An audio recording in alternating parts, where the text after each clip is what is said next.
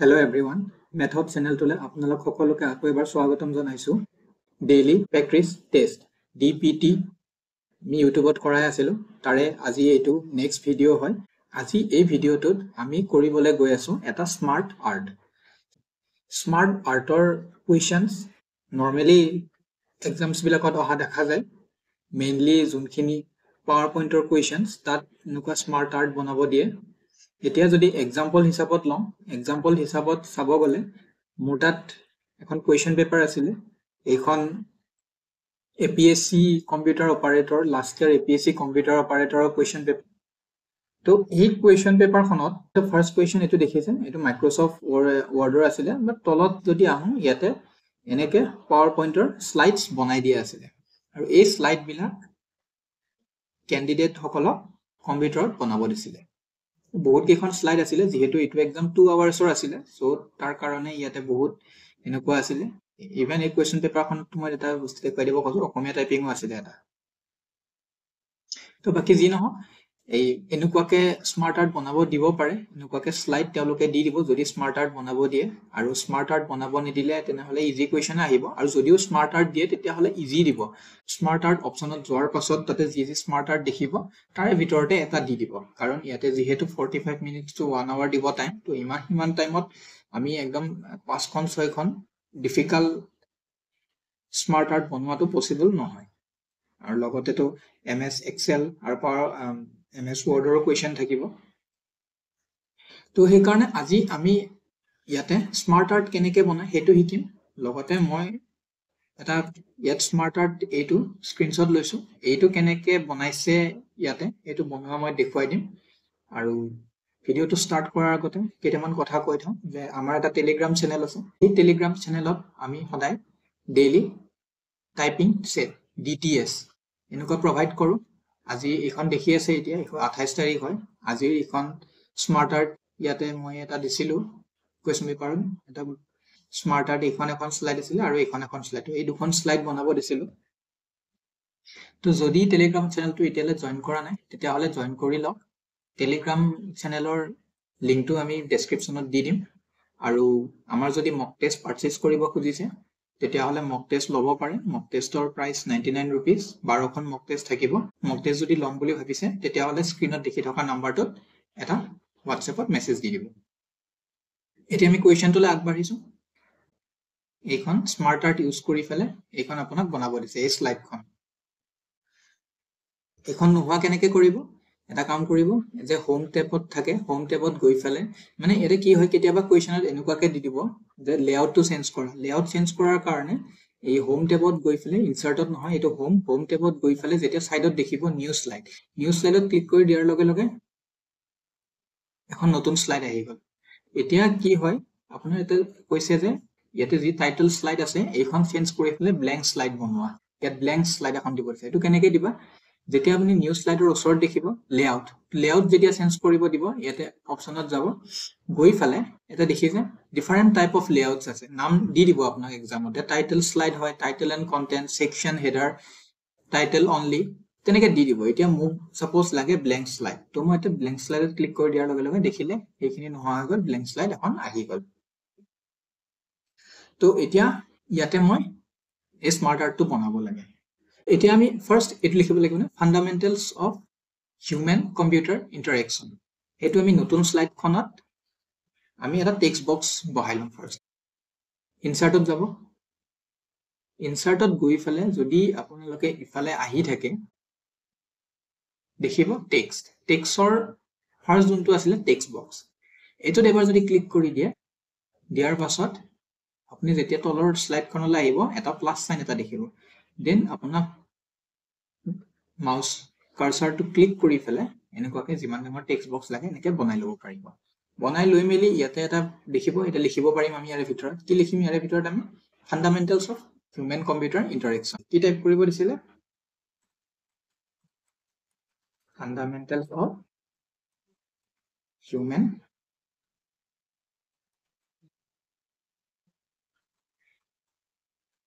Computer interaction fundamentals of human computer interaction এতিয়া এইখিনি এনেকে লোৱাৰ পাছত আপুনি এটা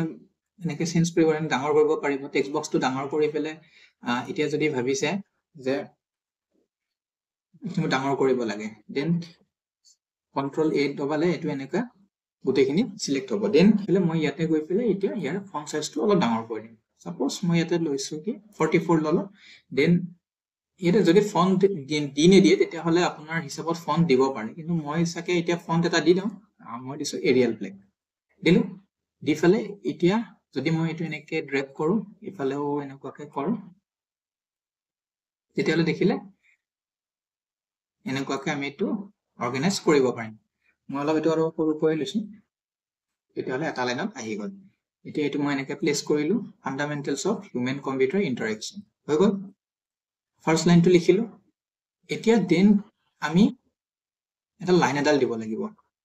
এই লাইনডাল দিবৰ কাৰণে আমি যাম এতিয়া ইনচাৰ্টত। ইনচাৰ্টত গৈ পেলাই আমি শেপছত প্ৰেছ কৰিম। তো এপ্ৰপ্ৰিয়েট কোনডাল লাইন ল'লে ভাল হ'ব, ইয়াৰ পৰা আপোনালোকে দেখিব পাৰিছে এনেকে ডিফাৰেণ্ট টাইপ অফ শেপছ আছে। কল outs, star and বেনাৰ্ছ, flow shirt, ইকুৱেশ্যনৰ যদি ইকুৱেশ্যনৰ চিম্বল লাগে তেতিয়াহ'লে পাই যাব। দেন ইয়াতে দেখিছে এইবিলাক শেপছ, এইবিলাক আছে, লাইনছ আছে। এতিয়া মই লাইন লৈ পেলাই এইটো কৰি দেখুৱাইছো। লাইনটো দেখিছেনে? ফাৰ্ষ্ট লাইনটো এইটো ল'লো, লৈ পেলাই এটা প্লাছ চিন হৈ গ'ল। এতিয়া মই এই ফাণ্ডামেণ্টেলছৰ তলৰ পৰা এনেকে ক্লিক কৰি পেলাই লাইন এডাল এইখিনি মানলৈ ড্ৰ কৰি দিম। কিন্তু যদি এতিয়া কুৱেশ্যনটো চাই, কুৱেশ্যনত এডাল ঠিক লাইন আছে, ইয়াত ডাঙৰ লাইন এডাল আছে, কিন্তু মোৰ এটা বহুত থিন এডাল সৰু লাইন এডাল হৈছে। এই লাইনডাল ডাঙৰ কেনেকে কৰিব? তাৰ কাৰণে লাইনডাল এবাৰ আকৌ চিলেক্ট কৰি লওঁ। এবাৰ ক্লিক কৰিলে দুটা এনেকুৱা ডট আহিব, তেতিয়াই গম পাব যে লাইনডাল চিলেক্ট হৈছে। দেন এই ইয়াত এটা অপশ্যনছ, এইটো দেখিছেনে? এই অপশ্যনছটো শেপ অপশ্যনছ বুলি মই ইফালে দেখুৱাই শেপ ফৰ্মেট বুলি এটা অপশ্যনছ দেখিব। ইয়াত ক্লিক কৰক। এবাৰ ক্লিক কৰাৰ লগে লগে ইয়াতে আপুনি শেপ আউটলাইন থাকিব, শেপ এফেক্টছ, আৰু কি হয় টেক্সট বক্স, ইয়াতে ডিফাৰেণ্ট শেপছ, এনেকে এইখিনি ইয়াত দেখা পাব আপোনালোকে। এই যোনটো শেপ আউটলাইন বুলি শেপ ষ্টাইলছত এইটো যদি প্ৰেছ কৰে ডিফাৰেণ্ট টাইপ অফ শেপছ ইয়াতে দেখিছে। কিন্তু মই এইবিলাক ইউজ নকৰি পেলাই মই কি কৰিম, যোনটো শেপ আউটলাইনছ আছে এইটোত এবাৰ এনেকে প্ৰেছ কৰিম। প্ৰেছ কৰাৰ লগে লগে মোক কি লাগে, ইয়াত ব্লেক কালাৰৰ লাগে। তো মই এইটো ব্লেক চিলেক্ট কৰিলো, এবাৰ হৈ গ'ল ব্লেক। ব্লেক হোৱাৰ পাছত মই আকৌ যদি ইয়াত প্ৰেছ কৰি পেলাই এতিয়া তললৈকে আহো, তললৈকে আহিলে দেখিব মোৰ আউটলাইন কালাৰ্ছ, আই ড্ৰপাৰ, ৱেইট কিমান, এইটোৱেটো মেইন। ইয়াতে গৈ পেলাই আপুনি অলপ ওপৰলৈ গৈ থাকক, তললৈ গৈ থাকক। এতিয়া মোৰ লাইনছ অপশ্যন এটাও আছে, এইটো ইউজ কৰিব পাৰে, বাট মই এতিয়া 6 পইণ্টত দি দিলো। দিয়াৰ লগে লগে দেখিলে এইডাল ডাঙৰ হৈ গ'ল। চাইডত যে আছে এইটো সৰু চাই এটা এৰ' যে দেখিছে, এইটো এবাৰ প্ৰেছ কৰিলো। দিয়াৰ লগে লগে চাইডত এনেকে অপশ্যনছ আহি যাব, আৰু আপুনি যোনটো উইথ, এই লাইনডালৰ উইথ থিকনেছটো ডাঙৰ কৰিব পাৰিব। এতিয়া মই 6 পইণ্টত দিছিলো, মোৰ এই যদি কাষৰ এইটো এনেকে প্ৰেছ কৰি থাকো, ডাঙৰ কৰি থাকো, দেখিছে যিমান ডাঙৰ লাগে সিমান ডাঙৰ এডাল হৈ গৈ থাকিব। তেনেকে মোৰ ইমান মানত হৈ যাব। আই থিংক দিছ ইজ এনাফ। এতিয়া মই দেখিলে এডাল দিলো, fundamentals of human computer interaction লিখিলো। দেন বাকীখিনি কাম এতিয়া মই কৰিব লাগে, এইখিনি লিখিব লাগিব। এতিয়া এইখিনি লিখিবৰ কাৰণে আমি কি কৰিম, আকৌ নতুন এটা টেক্সট বক্স বনাই লম। নতুন টেক্সট বক্স কেনেকে বনাব, Alt N X আহি গ'ল, কম্পিউটাৰ ইণ্টাৰেকশ্যন। এইটো যদি মই তেনেকে বহল কৰি ল'ব পাৰো,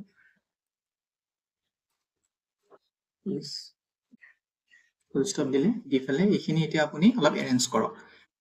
চিলেক্ট কৰি লওক, লৈ পেলাই এইটো যদি ফন্টটো লাগে অলপ ডাঙৰ কৰি দিয়ক। এই চাই এইটো বুলেট পইণ্টছ, ইয়াতে বুলেট পইণ্টছ পাব, যোনখিনি আমি হোমৰ টেবত আহি পেলাই পেৰাগ্ৰাফত আহিম। পেৰাগ্ৰাফত অহাৰ পাছত এইটো বুলেট, ইয়াতে যদি যাই দেখিব বুলেটছ, এইটো এৰ' চিনডাল এবাৰ প্ৰেছ কৰক, লগে লগে দেখিলে এইটোত লওক, হৈ গ'ল এনেকুৱাকে। ইয়াতে যেনেকে আছিলে তেনেকে লিখিলো আমি। দেন এইখিনি অলপ সৰু কৰিব লাগিব এতিয়া, ঠিক আছে, অলপ সৰু কৰিছো, ঠিক আছে। এই দুটা লাইন লৈ লৈছো, লিখিলে। দেন এতিয়া মেইন কামটো হ'ব স্মাৰ্ট আৰ্ট, যোনটো আমি স্মাৰ্ট আৰ্ট শিকাম বুলি কৈছিলো, সেইটো আমি ইয়াত এতিয়া বনাব লাগিব। তো তাৰ কাৰণে ইনচাৰ্টত যোৱাৰ পাছত যদি এইফালে আহি থাকে, ৰাইট চাইডৰ ফালে আহি থাকিলে এটা অপশ্যনছ দেখিব ইলাষ্ট্ৰেশ্যনছৰ ওপৰত 3D মডেলছৰ কাষতে এটা অপশ্যনছ দেখিব স্মাৰ্ট আৰ্ট,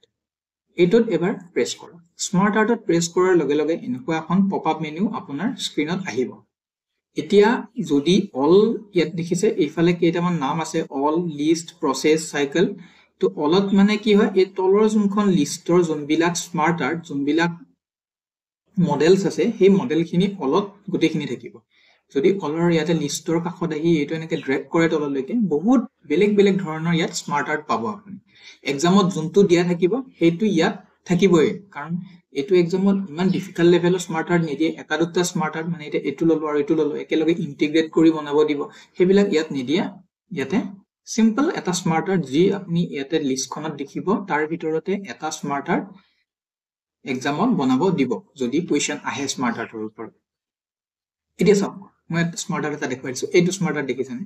মই তাতে এইটো যোনটো আজি আমি ডেইলি টাইপিং সেট ডিটিএছত দিছো আজিৰ যোনখন ডিটিএছত মই এই শেপটো ইনক্লুড কৰি দিছো এইটো দেখিছেনে এই শেপটো যে বনাব লাগে এই শেপটো বনাব হলে আমি এইটো ল'ব লাগিব এইটো এই শেপটো দেখিছেনে এই শেপটো ল'ব লাগিব আমাক এতিয়া মেইন আমি যোনটো কোৱেশ্চন কৰি আছো ক্লিক কৰে তেতিয়ালে এইবিলাক লিষ্টৰ নিচিনা এটা লিষ্ট কৰিব পাৰিব আপুনি ডিফাৰেন্ট নেমস কিবা কিবি তেনেকুৱাকে ইফালে এনেকুৱা থাকিলে এইটো এনেকুৱা থাকিলে তেনেকে কিন্তু প্ৰসেস মানে কি হয় এটা প্ৰসেসত স্টেপ ওয়াইজ কিবা যদি দেখুৱাব দিয়ে তেতিয়ালে এনেকুৱা এইবিলাক বহুত বেলেগ বেলেগ ধৰণৰ আছে এক্সামত কোনটো আহে ইয়াৰ পৰা এই কাৰণে কৈছো স্মাৰ্ট আৰ্টটো কিয় ইম্পৰ্টেন্ট হয় এইগিদিন যদি এতিয়া স্মাৰ্ট আৰ্ট এটাকে সদায় এটা এটাকে চাই যায় যে প্ৰসেসত গোৱাৰ লগে লগে মই এই স্মাৰ্ট আৰ্টটো দেখি পাম তেতিয়াহলে এক্সামত আৰু আপোনাৰ বিচাৰি থাকিব নালাগে লগে লগে পাই যাব কাৰণ ইয়াতে দেখিছে স্মাৰ্ট আৰ্টৰ অপচনত কোনো সাৰ্চ কৰিব পৰা অপচন নাই ইয়াত এতিয়া মোক যেতিয়া এই আজি এতিয়া কোৱেশ্চনটো কৰি থকা স্মাৰ্ট আৰ্টটো লাগে এটা সাৰ্কেল দেন এনেকুৱা কনসেন্ট্ৰিক সাৰ্কেলস যদি গৈ ফেলে এবাৰ চাও ক'ত পাব পাৰো মই এবাৰ সাইকেলত প্ৰেছ কৰিম প্ৰেছ কৰোতে যদি মই এতিয়া এনেকে দেখিছো তলত এটা অপচনস দেখিছো এইটো দেখিছেনে এইটো তো এইটো অলপ এইটোৰ লগত সিমিলাৰিটি আছে এইটোত আমি সাগে এইটো বনাব পাৰিম এবাৰ এইটো প্ৰেছ কৰা লোৱাৰ লগে লগে ইয়াত আহিব হয় এইটোৱে ইউজ কৰিব লাগে না এইটো ৰেডিয়েল ভ্যান এই নামটো দেন ওকে প্ৰেছ কৰি দিয়ক ওকে প্ৰেছ কৰি দিয়াৰ লগে লগে আপোনালোকৰ স্ক্ৰীনত এই শেপটো আহি যাব তো মন দিয়ে এবাৰ এটা কথা দেখিব ইয়াত যোনটো শেপ আছিলে এই শেপটোৰ লগত এই শেপটো একদমই মিলা নাই তো ফাৰ্স্ট অল ডাঙৰ বক্সৰ ভিতৰত যোনখিনি আছে সেইখিনি লিখিলো ডাঙৰ বক্সটোত কি আছে HCI বুলি আছে তো ইয়াত যদি টেক্সটৰ ওপৰত প্ৰেছ কৰিম লগে লগে এই টেক্সটখিনি নহয় যাব ইয়াতে আপোনাৰ যি ইচ্ছা হেতু লিখিব পাৰিব মই লিখিব লাগিব HCI লিখিলো নেক্সট এতিয়া কেইটা আছে আপুনি গণক মই এই তলৰ পৰা লৈছো ইয়াত পিকচাৰটো বহুত ভালকে ক্লিয়াৰ হোৱা নাই মই যদি মই এইখন চাও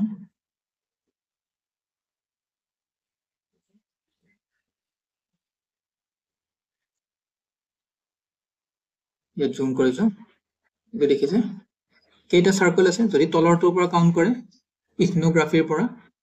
1 2 3 4 5 6 7 8 9 10 টোটাল 10 নাম্বাৰস অফ আমি সাৰ্কেলস ড্ৰ কৰিব লাগিব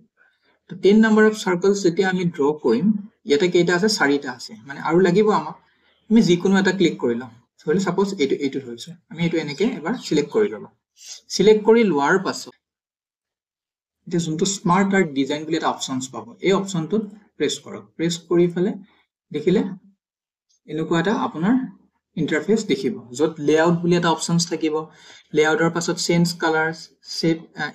এটো শেপৰ আপোনাৰ বেলেগ বেলেগ ষ্টাইল ইয়াতে দেখিব এনেকুৱা বেলেগ বেলেগ আপুনি এটা ষ্টাইল দিব পাৰিব দেন চেঞ্জ কালাৰত গলে এই শেপটোৰে বেলেগ বেলেগ শেপস বেলেগ বেলেগ কালাৰ এনেকুৱাকে দিব পাৰিব কিন্তু আমাক এতিয়া ফাৰ্স্ট অফ অল কি লাগিব ফাৰ্স্ট অফ অল লাগিব আমাক ইয়াতে শেপ এড কৰা কেনেকে এড কৰিম যদি আপুনি এটা মাউস কাৰ্সৰটো লৈ গৈ ফেলে এই সাইডত একদম লেফট কৰ্নাৰত দেখিছে লেফট টপ কৰ্নাৰত এটা অপচন আছে add shape add bullet text pen বহুত কিবা কিবি আছে তাতে এড শেপত কাষত যোনটো এৰো আছে হেটো যদি প্ৰেছ কৰে দেখিলে add shape after add shape before যদি মই এড শেপ আফটাৰ কৰো তেতিয়ালে এইফালে এড হৈ গল আকৌ যদি মই এড শেপ বিফৰ মাৰো তেতিয়ালে এইফালে এড হৈ গল মানে এতিয়া এইটো যেটো সাৰ্কেল তো ইয়াত মানে আফটাৰ বিফৰৰ কথা নাই ইয়াতে আমি খালি টোটাল 10 নাম্বাৰস অফ সাৰ্কেল ইয়াত এড কৰিব লাগে তো তাৰ কাৰণে মই ডাইৰেক্ট ইয়াতে এড শেপ এনেকে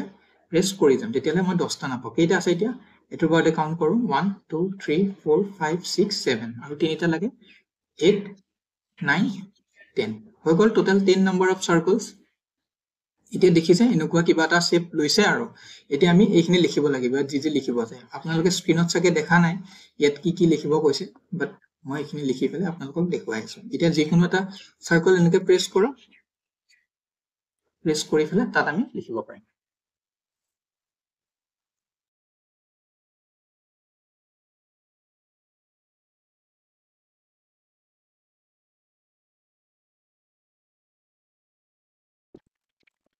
social psychology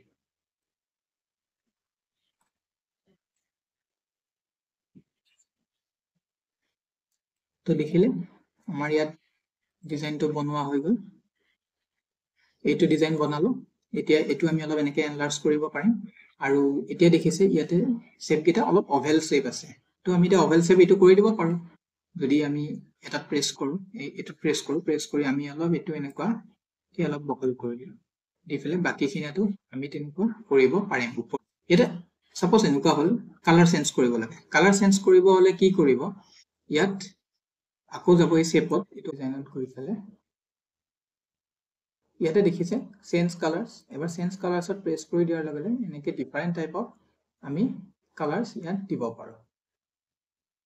কিন্তু যদি মেনুৱেলি কালাৰ চেঞ্জ কৰিব লাগে মেনুৱেলি কালাৰ চেঞ্জ কৰিব হলে কি কৰিম